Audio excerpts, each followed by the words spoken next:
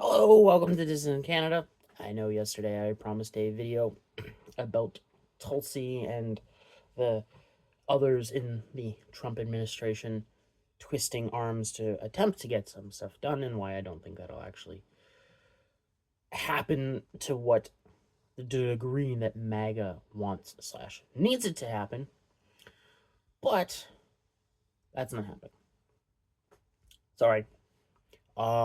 Instead, I'm going to talk about the state of Canadian politics because much more fascinating topic to me, at least. And a lot of conservatives are out there misunderstanding everything. And by conservatives, I of course mean the Conservative Party of Canada supporters, not like the concept of conservatism, which the concept of conservatism may as well be a dead ideology because it's fractured into so many different sub ideologies that are at war with each other, the largest being of the neocon branch because they have the most power. And neoconservatism doesn't seek to conserve F all, it seeks to destroy everything that is against them. So, much different. Uh, one of those things being Iran, which Iran has stepped up its efforts to acquire S-400 missile systems, and the Israelis look like they're gearing up to wind down operations in Gaza so that they can wind up operations against the Iranians. Again, because they didn't learn from the first time that they failed miserably because Donald Trump bailed them out. That's geopolitics in, what did I do that in? Under 60 seconds, I think. So, back to Canada, the topic. Uh, the reason I want to do this is because Abacus, I think it's Abacus Data or Abacus Polling, came out with a poll showing Pierre Poilievre up in the polls again, just a few percentage points. And it's like, cool, sure, whatever. Those numbers don't matter. One, there's not an election called, so the accuracy of those numbers doesn't mean anything. And two, Pierre got so outmaneuvered politically in the last election. Do you think a couple percentage points in the lead matters? Like, the only reason I thought Pierre would win in the last election is because I thought global economic macro conditions had gotten so bad that they would force a change of government. Okay? That was me being way too in to global macro conditions and not waiting properly for Canadians being Canadian. All right? And again, the political outmaneuvering that Carney's team did. Like, don't get me wrong. I think Carney is a piece of shit. But I can appreciate how well he outmaneuvered Pierre. Like, just cutting him off at every angle. Made it about Orange Man bad. Well, now Pierre won't cozy up because then he can run, with all the same vectors of attack that people have been attacking Trump and Trump's allies for the last 10 years, even though they're easily deflectable. And there's a way to deal with Trump and the tariffs. Carney hasn't solved it. It's quite easy. Pierre just ran on, well, slightly less Orange Man bad, but still Orange Man bad. Like, Carney presented a better alternative to the independent slash swing voter because Pierre was just run of the mill conservative party of Canada, which has such generic bad name recognition and brand damage. It, it's hard when you're generic. If you are not, you know, like, say, if he would have ran like he did in the leadership race, he would have done better. There was something there. But of course, his, people say handlers, but the people actually running the campaign would never allow that, and the party would never allow that because it was too populist in nature. I don't know if he would have won on that, but he would have done better. Um, that's what it was. And what is the state of Canadian politics now? Well, Carney's got this narrow ass margin. Still doesn't have his majority government like some people said he would. I again said as soon as the Bloc Québécois launched, said, "Hey, we're suing over this with the riding disputes." That put an end to it. Carney was never going to get the minimum amount to become a majority government. It's a minority, and nobody's really said who's backing. Just nobody's put a vote of record on board yet to collapse the government, but Parliament's only coming back in a couple of, I think it's like a week or two. So you have to focus on that. Like Carney's in a weak position. You can see that not only in the Abacus Abacus poll, which I think, if I'm remembering correctly, their entire numbers were very much outside of acceptable margin of error. Probably, if I'm remembering correctly, not by a lot. And their numbers swung too hard, which means they have real problems with undecided voters and such, and low propensity voters and voter turnout. But you can also really see that by the start of anger from the boomers about the state of the economy, or the state of not getting something done with Trump is also there. It's not that big, but you can also see establishment power factions in Canada being quite upset with Carney. You can see this in the automotive industry because Carney's coming out, like I think the last couple months it's been once a week or so saying, "Hey, we're gonna, support these auto workers with this tariffs," and the auto workers are extremely important. Because if you fail them and the union, they will turn against you, and the conservatives have learned you really don't want to have to deal with fighting the unions. It's very hard. But especially from the liberal point of view, because that is a sizable faction, in their power base.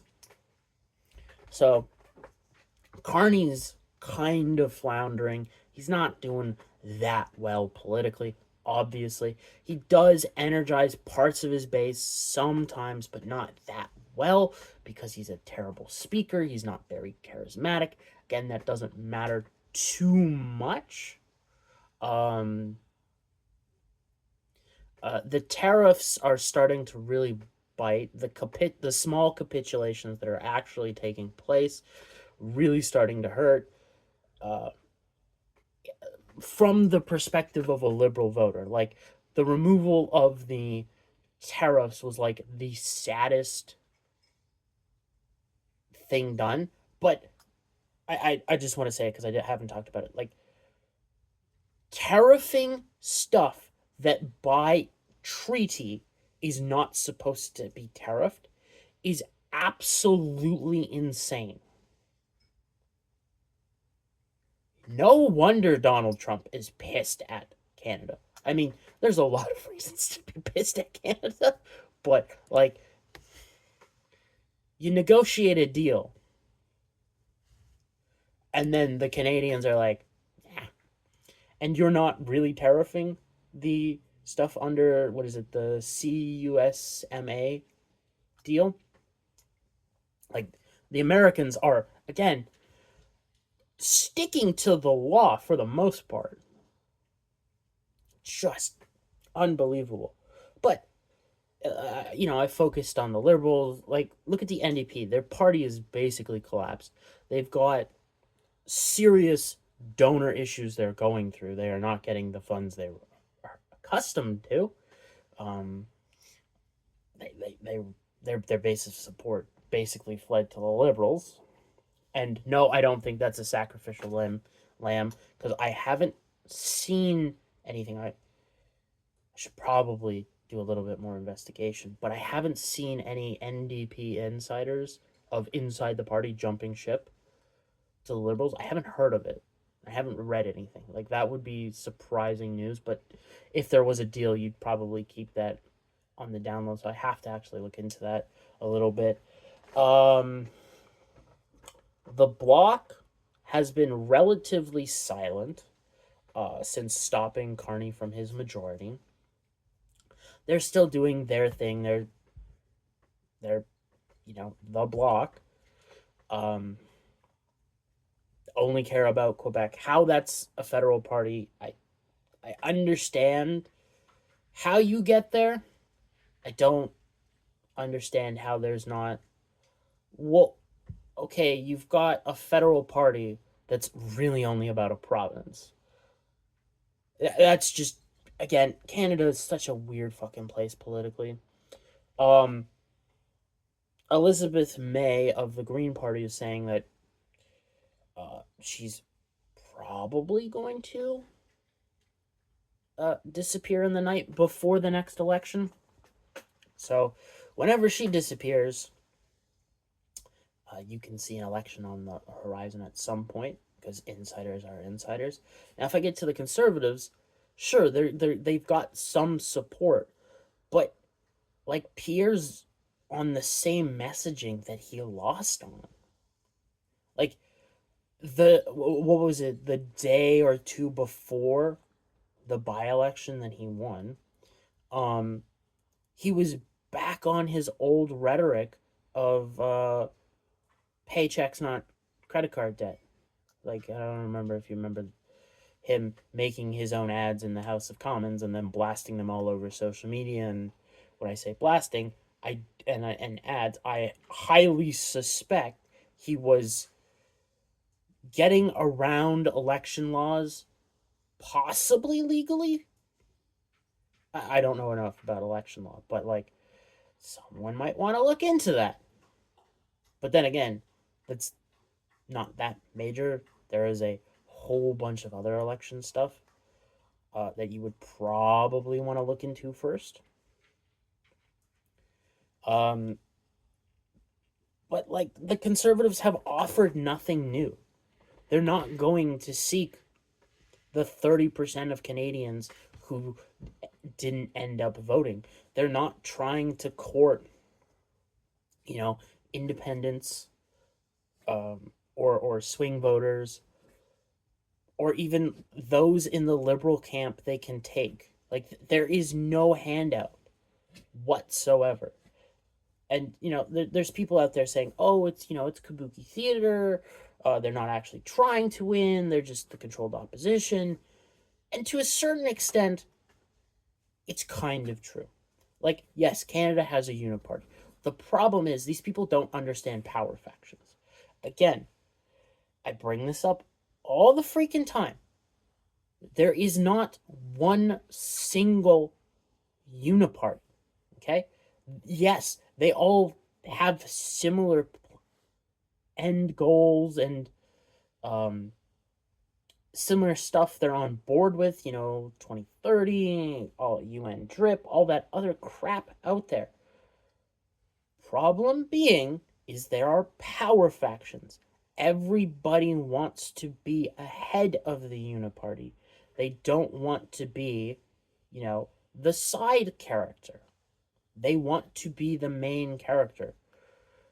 And you compare this to, you know, what happened in monarchist countries. The nobility formed power factions against one another to get more control over the country and the king. Like, this isn't anything new. If you know Roman history, you know it very, very well. One of the most successful power factions, I would say, in the world was the Triumvirate, which was Caesar. Oh God, I can't remember. It's with Mark Antony and, oh God, I can't remember the other guy. Oh Jesus.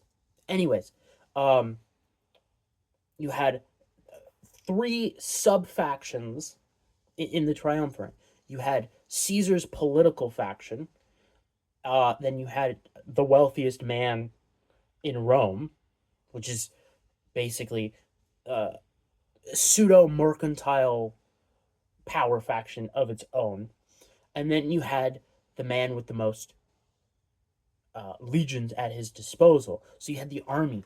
So you had three sub factions in the Triumvirate, and there was a balancing act for a while where, okay, we'll each support each other's ideas when you're dealing with overambitious Roman senators. That only lasts so long. The triumvirate became a duo, and then it became Caesar. And then because Caesar pissed off all the other senators, they whacked him.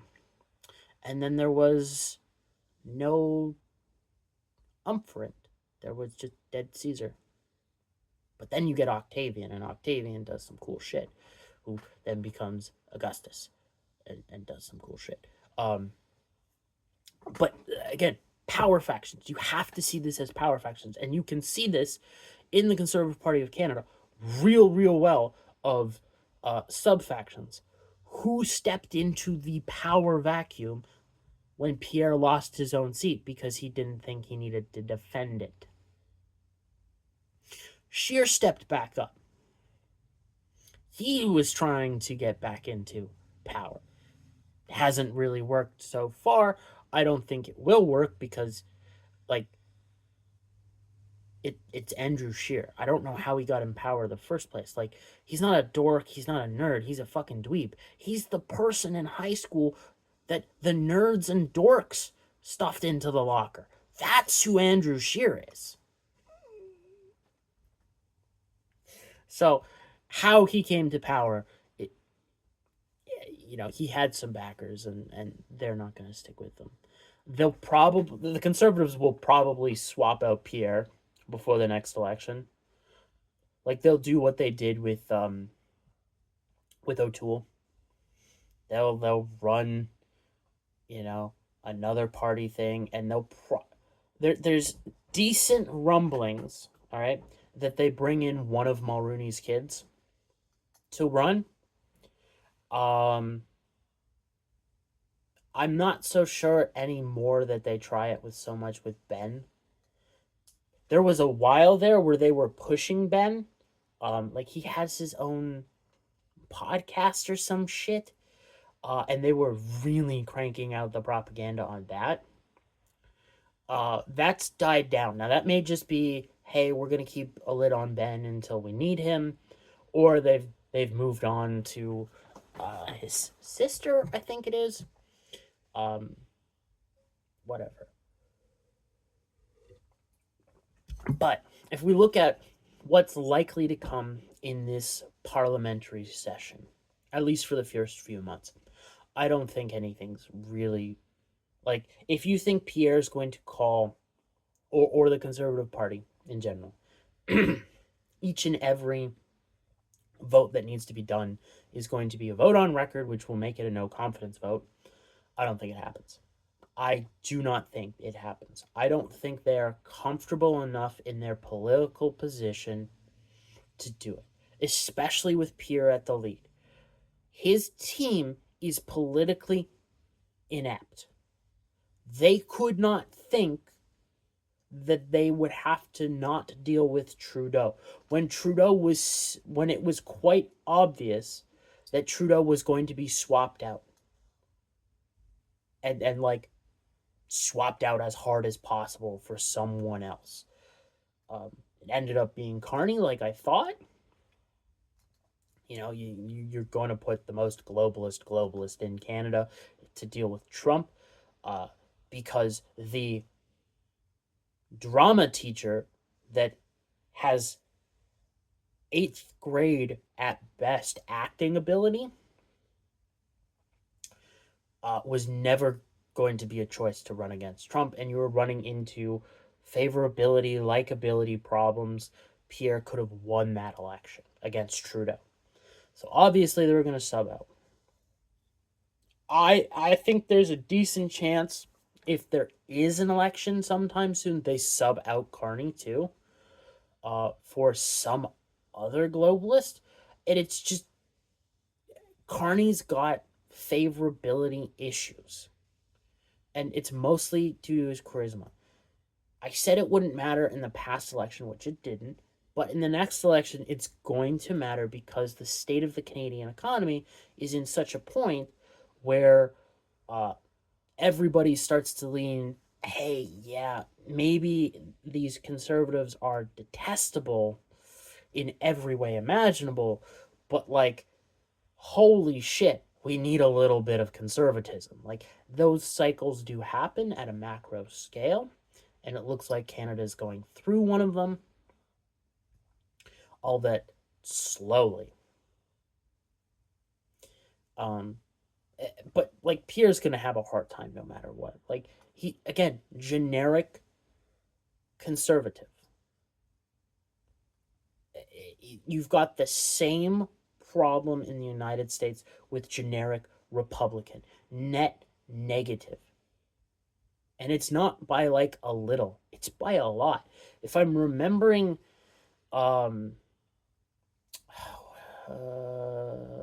Richard Barris, the People's Pundit's numbers, it's and I think if I aggregate them with Mark Mitchell over at Rasmussen Reports, not Rasmussen Reports, it's something like an average of like net 10 or net 12 negative.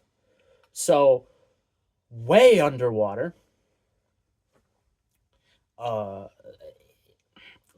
You have to do something in the populist vein to win as a conservative. It's the same thing when you go to the far left. You have to swing a little bit populist to actually win. You can, especially in the Canadian parliamentary system, with the way entrenching voters works, it's not so much like in Europe, where you've got like similar parliamentary systems where you've got 5 or so parties, but each party like caters to a very specific voter block. So to win, you only need to get like 30% of the vote. In Canada, you have to go closer to the United States, where you have to get closer and closer to 50% for the most part. Obviously, you can have coalition governments, and then you have never-ending problems. But for the most part, for conservatives to win, unless they make a deal with the Bloc, which, again, I don't think the current iteration of the Conservative Party of Canada is capable of doing that. It's extremely difficult for their rhetoric to say, hey, we're going to reach out to the Bloc and make a temporary peace with them so that we can defeat this bigger evil guy. Like, that could have happened in the last election, where you see the Bloc and Conservatives redirect resources away from each other's ridings in, say, Quebec, and focus that more on Liberal ridings, so that you could potentially pick off a riding here and there, but secure your own ridings. and don't waste it going after the bloc. Just let them have their stuff. The bloc will let the conservatives have theirs, and you can reallocate resources because politics is a resource game. Hard to believe, but it is. If you want to really, really understand politics and resource management, maybe not the political, but if you want to understand resource management that you can then apply to politics, highly suggest uh, if you're crazy. This is only if you're crazy. Learn games like Crusader Kings and Hearts of Iron. Yes, there is politics in both of them. Uh, it it is kind of in depth. The resource management is the real thing you're there for, and if you apply that to politics, you kind of understand that when you spread yourself too fucking thin, you're screwed, and you have to what is called min maxing. But anyways, um, yeah, the state of the state of Canadian politics. All parties suck. They don't understand how they need to win. I didn't mention the PPC because I go over it too often that they refuse to shift marketing tactics to win. They prefer to go on just straight autism and fuck you, I was right, which nobody likes that. Even though I do it all the time, I don't even like it. But I try to do it in a tongue in cheek way of like, fuck you, I was right. I go a little over the top, especially with my family when I'm like, no, this is the course of events that's going to happen. Boom, boom, boom, boom, boom, and then they're like, no, fuck you, Tyler, you're wrong. Then I'll do the stupid dance and everything because fuck it, why not? If you're going to play the asshole, go full asshole. Have fun with it. But, anyways, um, they all suck. Other than the PPC, none of them give a flying F about you and actually doing any to mitigate any damage that's being done. All right. Again, most of it is global macro shit. I talk about that sometimes. You can go check out those videos. And I don't think any party, even say the Greens, the NDP, the Bloc, definitely not the Conservatives, are going to order up, hey, we would like to have a vote on record so that if this fails, it's election season again. I don't think they have it in them for at least 6 months. Maybe September of next year, around that time frame. If I'm getting the timing correctly of what's going on deep in the bowels of the global economy and specifically in global finance, it's going to get real freaking rough by then, and it's going to be reflected in the markets most likely. You could actually it could only affect non-US markets, and what you would get is a siphoning effect into US markets, and at some point I got to talk about that, of potentially what could happen if the dollar milkshake theory is in fact correct during a financial another, say, GFC like situation, which isn't a financial crisis, it's a euro dollar crisis. So if you get something like that again, you could see that siphon, and just like US equity markets just go to the moon, and you could see like average PE ratios just go astronomical, or valuations to earnings is another way to say it. Just be like, what? Your company is making, maybe $10 billion a year, but your company is valued at over $200 billion. What?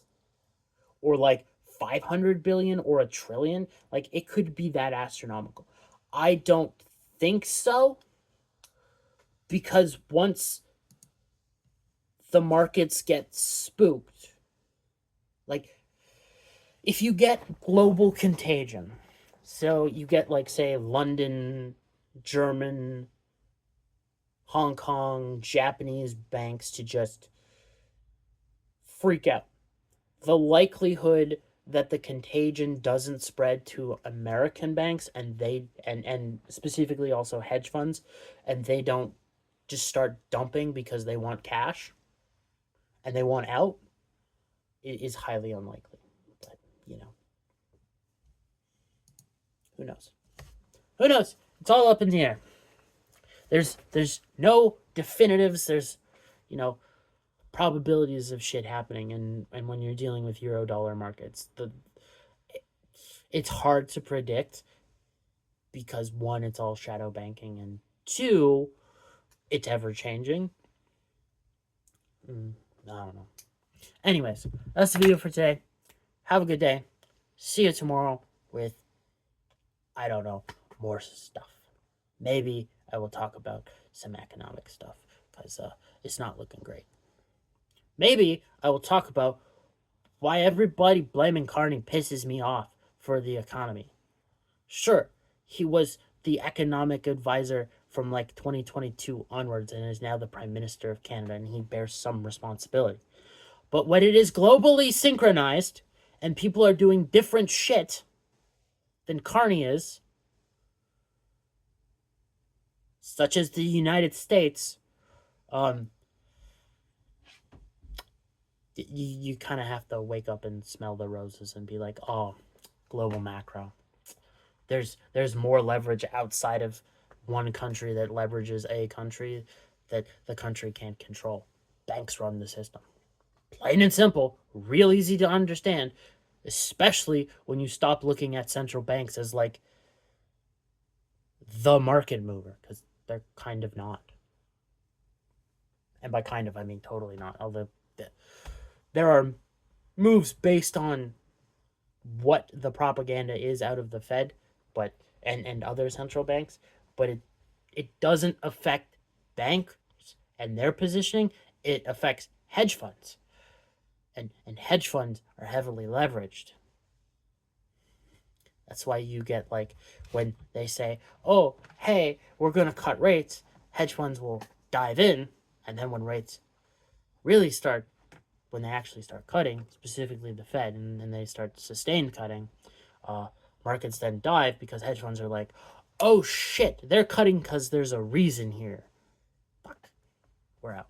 Anyways, see you tomorrow with something. Bye.